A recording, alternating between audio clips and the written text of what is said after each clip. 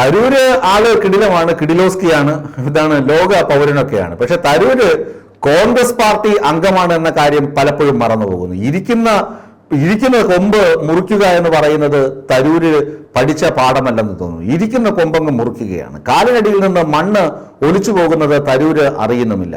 ഇത് പറയുന്നത് കേരളത്തിലെ ആകമാനം കോൺഗ്രസ്സുകാർക്കും ഇപ്പോൾ തരൂരിനെ കുറിച്ചുള്ള വികാരം ഇത് തന്നെയാണ്. കാരണം അടിയന്തരാവസ്ഥ എന്ന് പറയുന്നത് നമുക്കറിയാം. എല്ലാ ആളുകളും ആ കാലത്ത് ജീവിച്ചിരുന്ന പ്രത്യേകിച്ച് CPM നേതാക്കളും ഇടത് നേതാക്കളും ഒക്കെ ഒരുപാട് പീഡനങ്ങൾ സഹിച്ച വർഷങ്ങളാണ് അടിയന്തരാവസ്ഥ കാലം. നമുക്കറിയാം രാജൻ, അതുപോലെ തന്നെ വർക്കല വിജയൻ, വർഗീസ്, അങ്ങനെ തുടങ്ങിയ ഒരുപാട് രക്തസാക്ഷികളുടെ കഥയും കേരളത്തിന് സുപരിചിതമാണ്. ഈ അടിയന്തരാവസ്ഥ നടപ്പിലാക്കിയത് ഇന്ദിരാഗാന്ധിയാണ്. സഞ്ജയ് ഗാന്ധി അതിന് ചുക്കാൻ പിടിച്ചു, ക്രൂരതകളാണ് നടന്നത് എന്നൊക്കെ എല്ലാ ആളുകൾക്കും അറിയാം. പക്ഷേ കോൺഗ്രസ് ആ മുറിവുകളൊക്കെ ലേപനം ചെയ്തു. മുറിവുകളൊക്കെ അതിനകത്ത് മരുന്നൊക്കെ പുരട്ടി ആ മുറിവുകളൊക്കെ ഉണക്കി ഇന്ത്യയെ വളരെ ശോഭനമായ ഒരു സ്ഥലമാക്കി, ജനാധിപത്യ രാജ്യമാക്കി വളർത്തിക്കൊണ്ടുവരുന്നതിൽ കോൺഗ്രസ് പാർട്ടിക്ക് വലിയ പങ്കുണ്ട്. അതൊന്നും ആർക്കും തള്ളിക്കളയാൻ കഴിയുകയില്ല. എന്നാൽ ഇപ്പോൾ രാജ്യം ഭരിക്കുന്ന മോദിയും മോദി സർക്കാരും അതുപോലെ തന്നെ BJP അനുബന്ധ സംഘപരിവാർ സംഘടനകളും ഈ അടിയന്തരാവസ്ഥയെ വലിയ ദ്രോഹബുദ്ധിയോടുകൂടി ഇന്ദിരാഗാന്ധി നടപ്പിലാക്കിയതാണെന്ന് പറഞ്ഞ് വലിയ ക്യാമ്പയിൻ നടത്തുന്നുണ്ട്. വലിയ ക്യാമ്പയിൻ എന്ന് പറഞ്ഞാൽ കോൺഗ്രസിനെ കടന്നാക്രമിക്കാനും കോൺഗ്രസ് പാർട്ടിയെ ഇല്ലായ്മ ചെയ്യുക എന്ന ലക്ഷ്യത്തോടു കൂടി അവർ അടിയന്തരാവസ്ഥയെയും ഇന്ദിരാഗാന്ധിയെയും സഞ്ജയ് ഗാന്ധിയെയും രൂക്ഷമായി വിമർശിക്കുന്നുണ്ട്. അത് അവരുടെ പൊളിറ്റിക്സ് ആണ്. പക്ഷേ കോൺഗ്രസ് പാളയത്തിൽ നിൽക്കുന്ന ആളുകൾ അത് ആ മുറിവൊക്കെ ഉണങ്ങി, ഇനി പുതിയ ഇന്ത്യയാണ് എന്ന തരത്തിൽ അന്നത്തെ രാഷ്ട്രീയ സാഹചര്യം അതായിരുന്നു എന്ന് കണ്ട് അതിനെ മറന്നിട്ട് പുതിയ ഇന്ത്യ സൃഷ്ടിച്ചു. ഇന്ത്യയുടെ ഭരണസാരഥ്യം അവർ തന്നെയായിരുന്നു കുറെ കാലം വഹിച്ചത്. അതിന് രാജ്യത്തിന് രക്തസാക്ഷിത്വം വഹിച്ച സംഭാവനയായി സ്വയം ജീവൻ സമർപ്പിച്ച രാജീവ് ഗാന്ധിയുണ്ട്. അങ്ങനെ തുടങ്ങിയ ഒട്ടനവധി കാര്യങ്ങളിലൂടെ കോൺഗ്രസ് മുന്നേറിക്കൊണ്ടിരിക്കുകയാണ്. ആ സമയത്താണ് തരൂർജി ഇവിടെ ഇരുന്ന് ഇങ്ങോട്ട് ലേഖനം എഴുതുന്നത്. മോദിയെ സ്തുതിച്ചു, കുറെ സ്തുതിച്ചു, വീണ്ടും സ്തുതിച്ചു. അങ്ങനെ നയതന്ത്ര സ്ഥാനമൊക്കെ ലഭിക്കുമെന്ന പ്രതീതി ഉണ്ടാക്കി.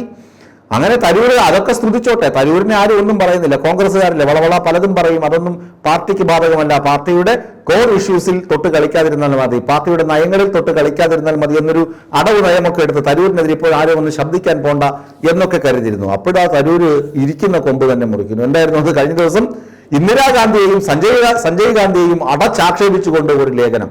എന്നിട്ട് അദ്ദേഹം പറയുന്നു, ഭാഗ്യത്തിന് ഞാൻ അടിയന്തരാവസ്ഥ പ്രഖ്യാപിക്കുമ്പോൾ ഞാൻ ഇന്ത്യയിലുണ്ടായിരുന്നു. അതിന് തൊട്ട് പിന്നാലെ ഞാൻ വിദേശത്തേക്ക് ഉപരിപഠനത്തിന് പോയി. എന്നിട്ട് ബാക്കിയെല്ലാം ദൂരെ നിന്നാണ് കണ്ടത്. ഇന്ത്യയിലെ ജനങ്ങൾ അവരുടെ പൊതുജീവിതത്തെ ഭയാനകമാക്കി മാറ്റി ഇന്ദിരാഗാന്ധി എന്നൊക്കെ ഇയാൾ എഴുതേണ്ട വല്ല കാര്യവുമുണ്ടോ? ഇയാൾ ചരിത്രകാരനാണ്, ഇയാൾ നിഷ്പക്ഷനാണ് എന്നൊക്കെ എല്ലാവർക്കും അറിയാം. പക്ഷെ ഇരിക്കുന്ന കൊമ്പ് മുറിക്കുമോ? കോൺഗ്രസ് പാർട്ടി വളരെ പ്രാധാന്യത്തോടു കൂടി കണ്ട് ആ മുറിവുകൾ ഉണക്കി മുന്നോട്ട് പോകുമ്പോഴാണ് തരൂരിന്റെ ഈ കുത്തിക്കീറൽ.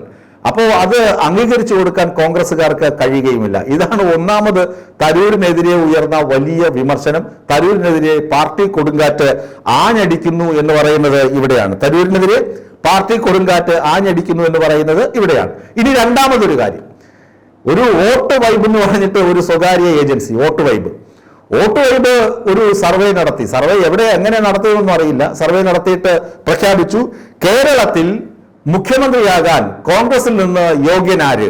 അതായിരുന്നു അവരുടെ ചോദ്യം. ഇടതു മുന്നണിയിൽ നിന്ന് മുഖ്യമന്ത്രിയാകാൻ യോഗ്യനാര്? ഇതായിരുന്നു അവരുടെ സർവേയുടെ ചോദ്യങ്ങൾ. ഈ സർവേ ഫലം വന്നു. സർവേ ഫലത്തിൽ പറഞ്ഞു 28% വോട്ടുകൾ നേടി മിസ്റ്റർ ശശി തരൂരാണ് കോൺഗ്രസ് പാളയത്തിൽ നിന്ന് കേരള മുഖ്യമന്ത്രിയാകാൻ ഏറ്റവും യോഗ്യരെന്ന് ജനങ്ങൾ വിധി എഴുതിയിരിക്കുന്നു. തരൂര് ഉടനെ പൊക്കിപ്പിടിച്ച് അതെടുത്ത് അങ്ങോട്ട് സോഷ്യൽ മീഡിയയിൽ പോസ്റ്റ് ചെയ്തു. ഇതാണ്ടാ, ജനങ്ങളെല്ലാം എനിക്കൊപ്പമാണ്. അണ്ടനും മുണ്ടനും, അതായത് VD സതീശനും മറ്റേ കെ.സി. വേണുഗോപാലും ഇങ്ങേപ്പുറമുള്ള രമേശ് ചെന്നിത്തലയും ഒക്കെ പുറത്താണ്. അവർക്കൊന്നും മുഖ്യമന്ത്രിയാകാൻ യോഗ്യതയില്ലെന്ന് ജനം വിധി എഴുതി വച്ചിരിക്കുന്നു. ഇത് കണ്ടോ എന്ന് പറഞ്ഞ് എടുത്ത് പോസ്റ്റ് ചെയ്തിരിക്കുന്നു. അപ്പോൾ രണ്ടാമത്തെ കൊടുങ്കാറ്റിനുള്ള സാധ്യത കൂടി, വാതിൽ കൂടി തരൂര് തുറന്നു കൊടുക്കുന്നു.